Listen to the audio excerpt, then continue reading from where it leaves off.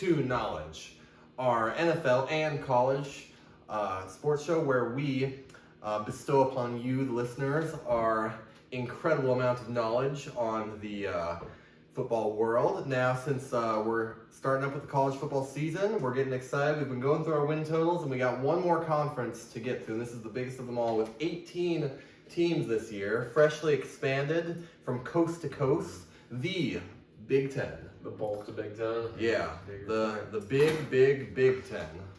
Now, lots of really great. I think this is it's my personal favorite conference, and I think there's maybe the most interesting stuff going on.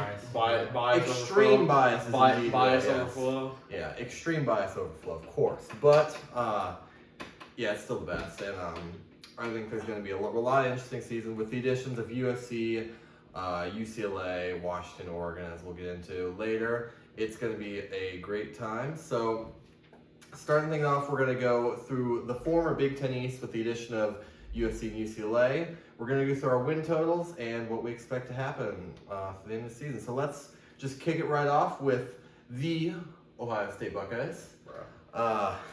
Coming off a really extremely disappointing season last year, finishing out that season with the bowl game loss to Missouri. Ryan Day, strangely enough, on really kind of the hot seat, really just coming all down to that Michigan game.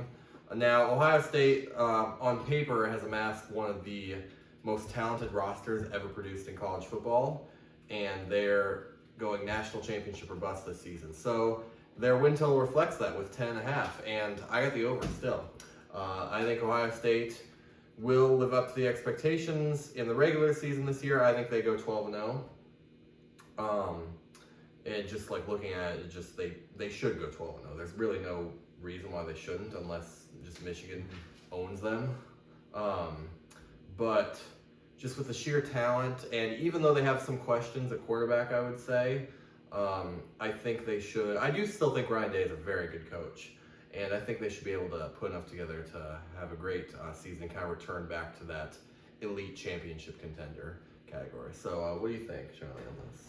This is kind of boring also, but I also have an over. I mean, I think they drop one. Michigan at Oregon, App State, they drop one. But there's no way they lose. They're way too talented to lose two of those. Yeah. Such talented roster. Now, the biggest question mark is who's talking about QB. So I don't really know if Will Howard is the guy to lead into Oregon or Penn State. I think there's a good chance they roll with Julian Saint halfway through, but he needs to get a little more developed. He'll have to seriously prove himself. But this is not the season where you want to just kind of throw an unproven quarterback into the mix. Yeah, so they have to be really. See 2018 Clemson kind of look. Kelly Bryant is kind of like a. They would need a once in a generation talent like Trevor Lawrence. That was what allowed them to do that. So if they're incredibly confident that they have one of the generational talents, then yeah, they'll go with it. But otherwise, I think at least to the start, like Howard's kind of like our McCord. I don't know why they got that's the problem. I don't know why they didn't get Cam Ward out of the portal. I'm probably with Chuck here. I mean, I don't think they're going undefeated. They're going to lose at Oregon or Michigan. I think Will Howard is substantially better than Hunter McCord. Whether or not he's amazing, I don't know. But he's better than Kyle McCord. So they go 11-1. It's pretty cold take. I feel like everyone's kind of. Oh yeah. I mean, with 10.5, either way, it's an easy over. Slum's high stake of all knowledge. Slum's icy takes. Ohio State will be very good this year. Ohio State will be a threat for the Big Ten title race. Crazy take. Now let's move on to another team. Who's kind another of team? Another team, I know. But this team, I was gonna say another team who's really is hoping for going to that elite status college football. Penn State, who is really gonna benefit this year from the expanded playoff, because looking back, they would have been in the playoff 4 different times in the last couple of years if they had 12 teams. No more Big Ten. Yeah, and no more Big Ten East. Shocker, they don't have to play Ohio State and Michigan every year now. That's going to be great for them. And so, with an over-under of 9.5, I think they get the over for this. I think they still get that actually 10-2 line that Penn State has kind of loved these past couple of years. But this year, it's actually going to mean that you get to go to the playoff. So, I think that Penn State fans are going to be really happy that they're finally going to have that chance to compete for a national title. What about you, James? I'm actually going to take the under. I think Penn State is as fraudulent as they get, Drew Aller, I do not believe in him at all. He's an average quarterback, but he's. Sure, after all the hype, he was This just team, kind of. what was the last big game this team won? What was the last time? Ohio State. Ohio State Ohio 2016. 2016. Yeah. If you're not counting bowl games, I know. Ohio State 2016. Like they'll just lose. They'll beat up on every bad team they play. They'll beat up all those mid Big Ten teams, but they're gonna lose all their big games. I see them, obviously they're losing to Ohio State. I see them possibly losing at USC, maybe even at Wisconsin. I think West Virginia week 1 is gonna be competitive. Since they don't have it at home this year. I just don't think they're going to be that team that is going to make a jump this year to, actually contending with Drew Aller at least, So I'm going to take under here. Yeah, and I'm not even sure they will contend. I think they could lose easily in their first playoff berth. But I think just going by their strategy, if they beat all the teams that they're supposed to beat, I think they can get through that. I think they'll be favored in at least 10 of these games. I think they'll get through 10 of them. And you agree with me? I have to agree with them. I'm taking the over right at 10-2. And so a lot of people would take on Drew Aller, which I don't really understand. If you look at stats last year, he's not great at downfield passing, but he was 24 touchdowns, 3 picks. That's better than no feet. Everyone loves How to many good good teams were maker. those touchdowns against? How many points do they score against good teams?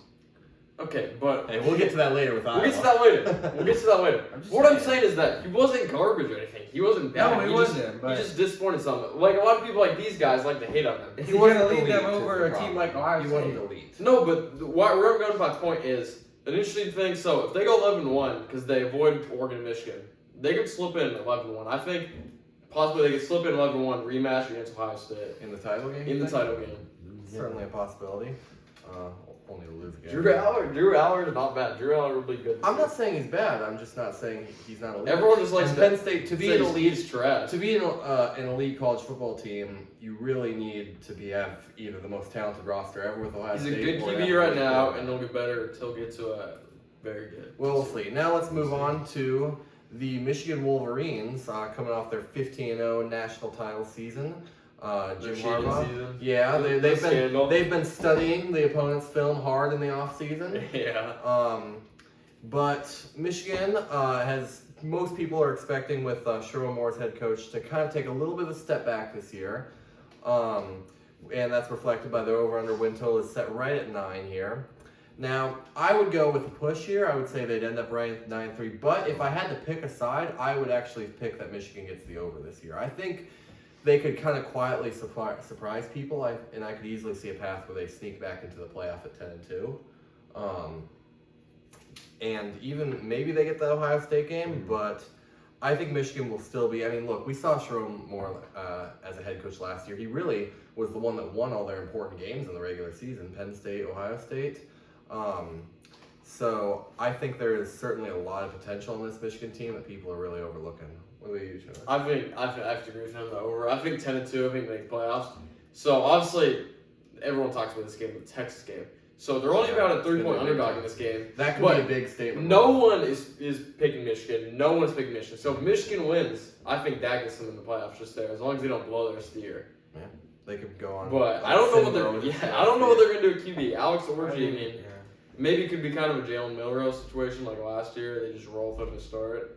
But I'm not. I I'm not sure agree about with Chuck. If they win that Texas game, I think they're basically on track to the playoff already, based off the rest of the schedule. I would take a push as well, like Owen, but I'd probably give the edge to the under here, mostly just because they lose pretty much all of their starters. Obviously, I don't think NCAA is going to discipline them, but they still technically have a new coach, basically. Alex Orji, like you said, is kind of a question mark for them, so no one really knows. I would see them losing to Texas. And then, Oregon, Ohio State, maybe. They play USC as well, I forgot. So, yeah. I'd probably take 9. To get to 10 wins, they would have to get one of those, obviously, one of the Texas, Oregon, or Ohio States. You top 4 teams. You got to win one of those top 4 matchups, basically. What if they just run it 30 times in a row again against Texas? They don't even risk That'd be pretty passing. great to be like, welcome to Big Ten. Just football. put Texas in their And place. just don't pass at all the game. Now let's move on to one of the more kind of like questionable teams. They're not questioning, but They're switching teams. no. They switched conferences. Yeah, they did. Good point. So the USC Trojans, Lincoln Riley, coming in his third year at USC, really had a really disappointing season. There's really no way around that last year. They're trying to bounce back and come back to an elite status, but well, people don't seem to have a ton of faith in them yet with an over-under of 7.5. USC, look, I'm actually going to go with the under on USC here. I think until I see Lincoln Riley start caring even a little bit about defense, I'm not going to put my faith in a team like this, and especially in the Big Ten where defense is so important. And I'll just say it like this: from what I've seen of USC a lot, they're a soft team. I mean, they are soft. Yeah, I've seen in some of those. I mean, I looked back some of those games where Utah just manhandled them. I think you could see a lot of that happening. I mean, you're talking about when they play Penn State's defense, Michigan. I mean, I think they could be really in for a wake-up call. And yeah, Notre Dame, of course, too. It's not a cakewalk of a schedule. I think they could be in for a wake-up call about how tough the Big Ten is. And we've talked about this some with other teams, especially those ACC ones, moving to new conferences. But how is the fact that they're going to have to travel across the country like nearly every other week going to affect them? I mean, we don't know yet, but it's something to consider. What do you think on USC, James? Well, the defense will be better. I think it's going to be better. There's almost all the starters back, but better, as in it was so bad, they can't really get worse. And better from that is still not going to be much good. But I'd take it over here personally. I mean, I think 7-5 is getting 8 wins is very reasonable for this USC team. I mean, obviously quarterback losing Caleb Williams, but they obviously have some good people, some good young talent there that I think they might put in. I think they beat some of these middle of the pack teams, maybe get some wins at like Penn State and whatnot. They can definitely hit 8 wins, probably repeat of 8-5 or something. Yeah. I mean, you're playing LSU and Notre Dame non-conference. Pretty tough non-conference. It's no cakewalk. Yeah. I think, okay, go ahead. No, okay. Well, I have under on them, and I think 7-5. Like, people are talking about the QB. Miller Moss, he's going to ball out. We know Lincoln Riley. I have no doubt that he'll develop elite Heisman contending quarterback talent, but then they will also just have little no. I agree with him. I think the defense will get a bit better, but I don't actually know how much they have around the QB. Last year they had a lot more wide receivers. Yeah, they lose some talent. They branched them on into young wide receivers, but I don't think they have enough around Miller Moss. Too. How's the O-line going to look? I don't think it'd be that good. Tough schedule. I think 7-5. Lincoln Riley seat. I guess it gets a little hotter. Or does he just decide to bail at that point? He wouldn't get fired. No, he would not get fired, but he'd be in those like hot lists. Yeah, those hot seat lists. Now let's go on to the Rutgers Scarlet Knights, who have really actually put together a pretty solid couple of seasons compared to how they were for their standards. Yeah, for their 6 wins. 6 wins is like a Super Bowl for their standards. Well, it's not that bad, but Greg Schiano, I think, has really been trying to build this program back as he did when he was there the first time, and they have a 6.5 over under win total here, and I've got the over here. I've got some faith in Rutgers this season. I think they can put together another. Maybe not blow the world up, but I think they can just put a solid season together and get up to 7 wins. I think, again, not being in the Big Ten East and playing Ohio State and Michigan, Penn State every year is really going to help this team. And that schedule is really pretty favorable, I think, for Rutgers. There's no insane contender. I mean, you're dodging all the big dogs, really. So another team. I think this is going to be actually a pretty great season for no them. more Big Ten East. So, show me what you're thinking on Rutgers. I will be taking the under. I think they go back to their old dark days with no bowls. Ooh. The way I look at it, so they get Ethan Kellick-Manis from Minnesota. Yeah. He is booty juice. What I'm seeing from him, he's not good. Yeah. The running game, I do think the running game will be good. The back, Kyle Moninga, I think that'll be good. Defense should be pretty good. Defense should be good, but I don't believe them. I think 5 and 7. I'm gonna lean for an over here. I think I had the exact same take as Chuck here. I watched Kellick-Manis, and he's not good. I mean, he is gonna be bad, but they return a lot of other starters. Like I said, the defense they'll all be pretty solid. And just looking at the schedule, I think just a repeat even of like 7-6 is very reasonable. I think they could even push If you higher. look at their maybe like wins. first games, if they could pick up like an average Virginia Tech, that would be huge. Oh, yeah. Washington is going to regress. They can win that. Nebraska, Wisconsin, UCLA, Minnesota, And, Maryland, I mean, Illinois, Michigan State. All of those are I think it's winnable. lot of very, toss-up. very All those are reasonable winnable for 7 games. A lot of wins toss-up here. games. But all winnable. But all losable. This is an easier schedule than last year, and they had 7 wins last year. So. Yeah, absolutely. I'm gonna hit That's my middle stance there. on it. Now let's move on to the most fearsome team in the month of September. Dude, September, ever. Maryland. The Maryland Terrapins. Yeah, if they ended You do not want to mess with them in September. If they ended the college season at October 1st, yeah, Maryland would just be title contenders every year. But Maryland with an over-under right at 7. I got the under. Give me a heavy under on Maryland, in fact. I think they follow a similar path. I think they start off really strong with wins against Connecticut, Virginia, Villanova, Indiana, and maybe even Michigan State. And You're then undefeated against It's us, such and a- they lose. I think It's such a front. It's- It's such a back heavy. it's such a back heavy schedule to a Like- team that's already so front loaded. I think there's a I- possibility they lose every single game after the USC game. I think you're talking USC, Minnesota, Oregon, Rutgers, Iowa, Penn State. I think they could lose that's all exactly of my those. take. So I got the under here. And I you- have an you under agree with me? 7. I think is high for Maryland, looking at what they've done and who they have this year now. It's like that offense is going to be a lot more Not questionable. much turning talent there. But yeah, they can easily win those first like 5 games, and then possibly lose after that. Maybe beat Northwestern, Minnesota, but the rest of them I don't know. So I'd take an under here. Well, I think 7-5 was like the last couple of years, but I have to lean under because there's no way they're going to 8-4 because that means they have to win like a couple of games outside September. Yeah. And outside September, Maryland, it's over. It's not Iowa, that great.